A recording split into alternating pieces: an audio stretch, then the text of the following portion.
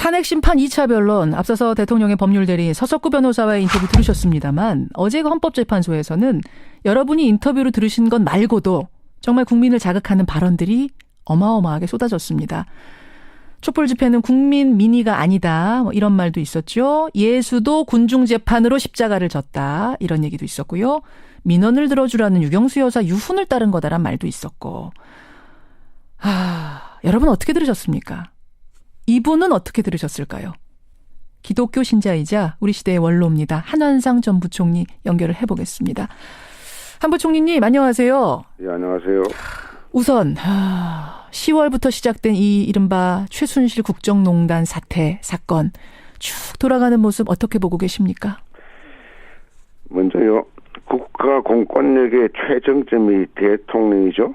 네. 이 대통령이 어떻게 자기 비선진을 위해 그 소중한 공적 권위를 사사롭게 활용했는지 가슴 아프게 눈여겨봤고요. 예. 또 대한민국의 최고 이 법정이 앞으로 어떻게 이 위법 행위를 정의롭게 대응하는지 눈부릅뜨고 볼 생각입니다. 어떻게 대한민국의 최고 법정이 이 사태를 풀어가는지 결론 내리는지 눈 부릅뜨고 지켜보신다고요. 예. 어제 2차 공판, 사실상의 이제 1차 공판이 있었습니다. 탄핵을 이끈 촛불 민심은 국민의 민의가 아니다라는 말 외에 여러 가지 말들이 쏟아졌는데 우리 한환상 부총리께서는 어떤 말이 제일 마음에 걸리셨습니까? 이를테면 그게 촛불 민심이 진정한 민심이 아니라고 하는 주장을 듣고 이 사람들은 한국 사람인가? 아니면 먼 옛날 어느 미개국에서 온 사람들인가라는 느낌이 들었고요. 예. 그들이 놓친 촛불 민심의 중요 특징을 좀 몇 가지 간단히 짚어보고 싶어요. 뭔가요? 예. 놓친 부분. 예, 놓친 부분들을. 이게 하나는 먼저 세계 가장 선진국 유럽과 미국의 언론들이 예. 이제 우리가 한국에서 민주주의를 배워야 한다라고 말하고 있고, 그리고 이번 이 촛불 시위를 이렇게 말했어요.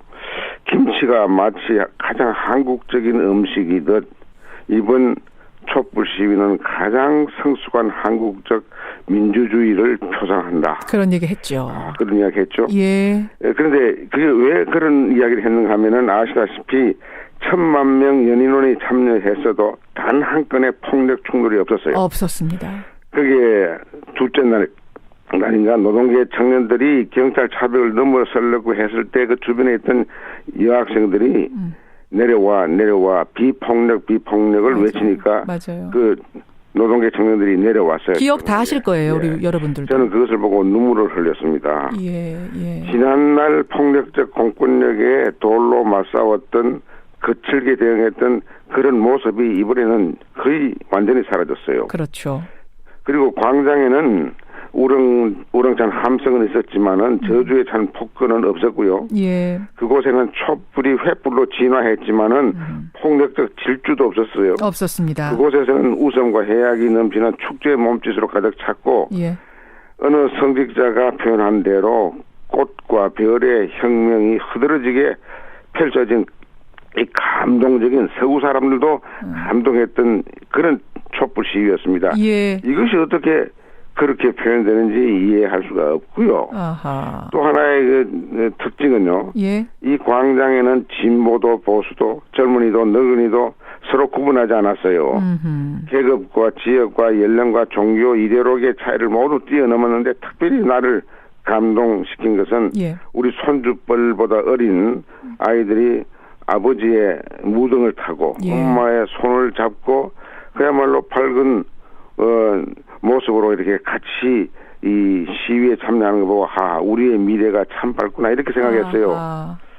그런데 이런 촛불은 조금 더 이게 깊이 있게 이야기하면은 가장 아름답게 진화된 한국적 집단지성, 예. 한국적 집단 감성이었어요. 예. 1,000만 명, 200만 모이면 그게 폭력이 나오게 되어 있습니다. 사회학 이 교과서를 보면요. 그런데 그것을 두고 지금 전혀 다른 해석이 서석구 변호사한테 나온 거 아니겠습니까? 네, 이건 촛불 민심 아니고 국민에 대한 선전포고다.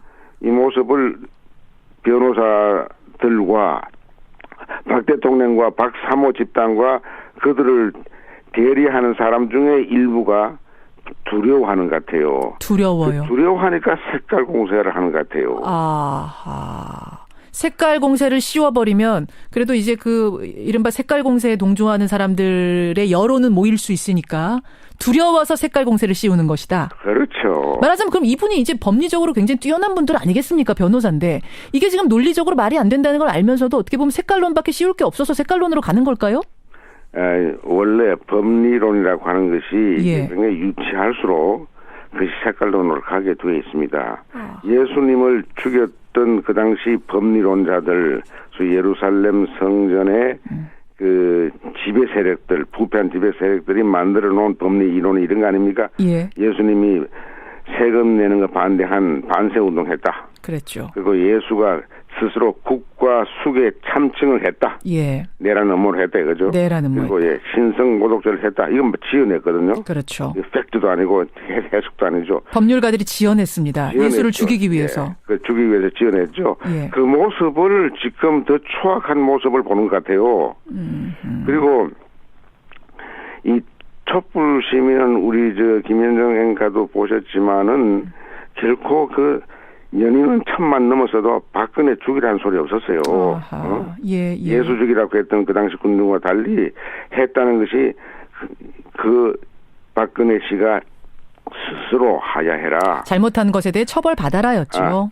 하야하고 탄핵. 퇴진해라. 예. 그것도 스스로 해라. 예. 이렇게 했지 폭력으로 죽이라는 말 한마디가 없었어요. 그렇죠. 그런데 대리인이 그렇게 이야기하는 건 나는 좀 정신이 좀 이상해졌다 생각이 됩니다. 바로 그 부분인데요. 예. 한한상 부총리님. 그러니까 대리인단이 뭐라고 했냐면 군중재판으로 소크라테스도 사형됐고 예수도 십자가를 졌다. 다수결의 함정으로 선동하는 여론에 의해서 민주주의가 지금 위험하다. 박근혜 대통령이 마치 십자가를 진 예수처럼 모함당하고 있다. 비유를 한 겁니다. 예, 내가 그 이야기를 듣고 좀 기가 막힌 게 만약 그 사람이 크리스찬이 아니기를 바라는데 그 사람이 크리스찬이라 그러면 한국 기독교는 죽었습니다.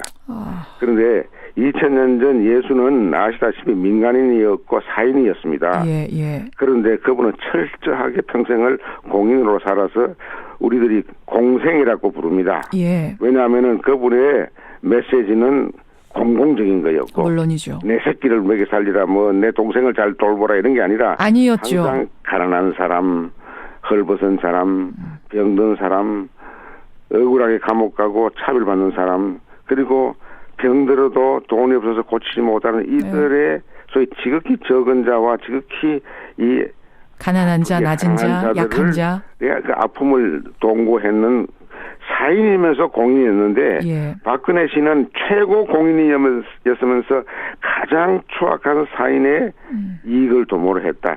이렇게 다른데 어떻게 예수를 거기다 갖다 붙입니까? 기가 막히셨어요. 예수를 이렇게 또 죽이는 거죠, 그 사람이. 한 번 더 십자가에 모독으로 또 한 번 죽이는 겁니까? 그렇죠. 예수를 2000년 동안에 감동적인 공공적인 생활, 자기를 비우고 자기를 낮추고 자기를 참 내놓았던 공인 중에 공인인 예수님을 예. 저렇게 해석함으로써 또 죽인다는 생각을 내가 한 겁니다. 예. 근데 이제 한한부 총리님이 뭐 기독교인이니까 이 질문을 한 번 더 드립니다만 박 대통령이 예수에 비유된 건 이번 경우만이 아니에요. 지난해에 새누리당 이정현 전 대표가 뭐라고 했냐면 새누리당 의원들한테 대통령 탄핵을 하라는 건 성경에서 예수 팔아먹은 유다가 돼달라. 베드로가 돼달라. 이런 얘기나 마찬가지다. 탄핵 찬성하는 비박계 의원들을 맹 비난하면서 이런 얘기했습니다. 그러니까 이정현 씨도 교회를 다니는 모양이고 교회 다니는 사람들의 표를 얻어서 힘들게 자기 고향에서 여당으로 된 것 같은데 이것은 호남의 기독교인들을 모독하는 이야기입니다. 호남의 기독교인들을 모독하는 발언이다. 뿐만 아니라 대한민국의 기독교인들을 모욕하는 겁니다. 누가 가룟 유다이고 누가 예수인지 국민은 지금 다 알고 있습니다. 예, 알겠습니다. 아까 한 총리께서 서석구 변호사가 기독교인이라면이라고 물으셨는데 한 분이 답을 주셨네요. 홍성원님 청취자가 천주교인이시랍니다. 그분은. 예. 천주교도 기독교인이죠. 그렇죠. 넓게 뭐 크리스천이죠.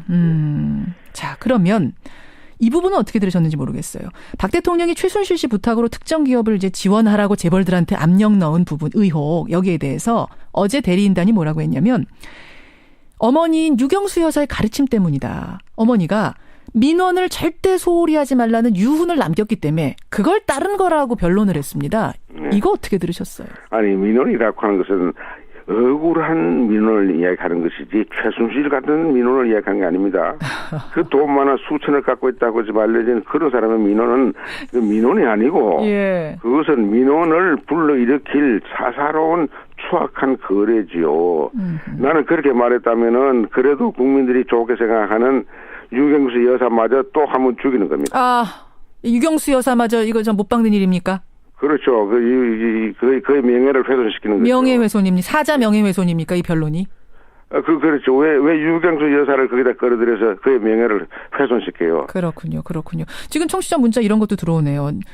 이렇게 민원을 들어주라는 유훈을 따라서 박근혜 대통령이 민원 들어준 거면은 제 민원도 들어줍니까? 요 문자 많이 오고, 그만 대통령직 내려놓으시라는 게 민원입니다. 이런 문자도 지금 들어올 정도로 많은 분들이 좀 이해하기 어려운 논리다라는 문자를 보내주고 계시는데. 국가간 권력에 의해서 억울하게 고통당하는 사람들의 민원을 이야기하는 것이죠.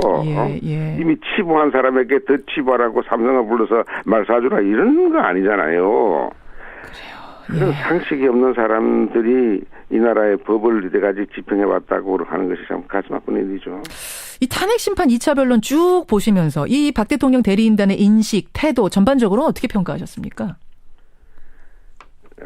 이 대리인단의 지금 활동을 지금 초기니까 내가 뭐라고 할 수 없는데 초기부터 이렇다면은 이게 정말 앞으로 새로운 정치가 나와서 이 사법개혁 이거 철저하게 해야 되겠구나 하는 그런 느낌을 느낍니다. 사법개혁 철저히 해야 되겠구나. 특히 검찰이 지금은 검벌이 되지 않았어요. 체벌만 있는 게 아니고 검찰이 벌처럼 됐어요. 김기춘 씨 또 유아무개 쭉 보면요. 검찰의 권한이 옛날 박 대통령 아버지 때는 군사 장군들이 군벌을 형성해서 민주주의를 작살내더니만 그 다른 이 검벌을 통해서 문제의 숨통을 조이는 것 같아요. 그래서 이런 거 보고서 요담 정말 검찰 개혁 이게 한국의 사법 개혁을 해야겠구나 하는 생각을 합니다. 이제. 그 최순실 국정농단 사건으로 국민들이 정말 분노하고 상처 입은 채 새해를 맞았습니다. 끝으로 시리에 빠진 국민들께 힘이 되는 말씀 한 말씀, 좋은 말씀 주신다면요. 짧게. 제가 득담을 할 수 있는 짝이 있는지 몰라도 이 촛불 시위를 통해서 한국인은 정말 계급, 지역, 성, 이념 관계없이 세계를 감동시키기 위해서 광장으로 몰려 나와서 국위를 크게 선양했습니다. 국위 선양을 했다고. 선양했죠. 대한민국이 이렇게 세계 국위 선양한 적이 난 이게 처음이라고 생각합니다. 옛날 축구할 때 붉은 악마가 잘해서 하긴 했지만은 2002년 붉은 악마 이후에 이건 정치적으로 14년 만에 서구를 감동시켰는데 대통령은 거의 최고 공권력을 비선 사익을 위해서 오용하고 악용해서 국위를 심각하게 실추시켰습니다. 국민은 국위를 선양하고 대통령 국위를 실추시키는 이 가슴 아픈 현실을 외신을 통해서 확인하고 우리 스스로의 모습을 보고 확인하면서 저는 굉장히 사실 기쁘기보다 슬펐어요. 왜 이런 사람을 대통령을 뽑았느냐. 그런데 그에 대한 반성이 없습니다. 그래서 제가 말씀드린 것은 이제 촛불이 광장에만 머물러 있을 것이 아니라 광장에서 계속 빛나야 하지만은 우리 삶 속에서 더욱 밝게 타올라야 하고 앞으로 국민들이 자기 삶 속에서 촛불을 계속 들어주시면은 우리의 미래가 밝습니다. 왜? 그 촛불에 참여한 사람 가운데 이렇게 이상한 과격한 좌파 이런 우파 이런 사람들보다도 정말 우리의 미래를 이끌어갈 어린아이가 아버지 어깨 위에서 엄마 할아버지의 손을 잡고 가는 그 모습, 그들이 배우는 그것을 보고 내가 가능성을 본 것이죠. 그러셨습니다. 알겠습니다. 계속 어디서도 촛불의 정신은 세계 최고의 선진민족 국가임을 알리는 계기로 이 촛불을 올리자 이거죠. 한마디만 더 한다면 촛불은 자기 스스로 몸을 태우면서 빛을 발합니다. 그런데 우리나라 정치 큰 대통령 되고 싶은 사람 가운데 몸을 불살한다는 사람이 있는데 예.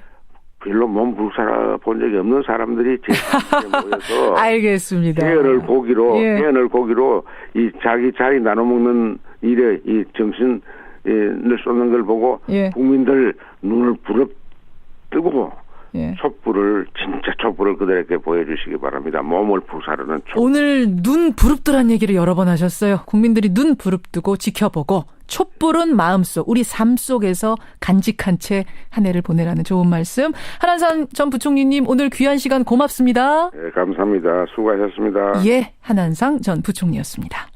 탄핵 심판 2차 변론, 앞서서 대통령의 법률 대리 서석구 변호사와의 인터뷰 들으셨습니다만 어제 그 헌법재판소에서는 여러분이 인터뷰로 들으신 것 말고도 정말 국민을 자극하는 발언들이 어마어마하게 쏟아졌습니다. 촛불 집회는 국민 민의가 아니다. 이런 말도 있었죠. 예수도 군중재판으로 십자가를 졌다. 이런 얘기도 있었고요. 민원을 들어주라는 유경수 여사 유훈을 따른 거다란 말도 있었고. 여러분 어떻게 들으셨습니까? 이분은 어떻게 들으셨을까요? 기독교 신자이자 우리 시대의 원로입니다. 한한상 전 부총리 연결을 해보겠습니다. 한 부총리님 안녕하세요. 예, 안녕하세요. 우선 10월부터 시작된 이 이른바 최순실 국정농단 하실 거예요. 우리 여러분들도. 저는 그것을 보고 눈물을 흘렸습니다. 예. 지난날 폭력적 공권력에 돌로 맞싸웠던 거칠게 대응했던 그런 모습이 이번에는 거의 완전히 사라졌어요. 그렇죠.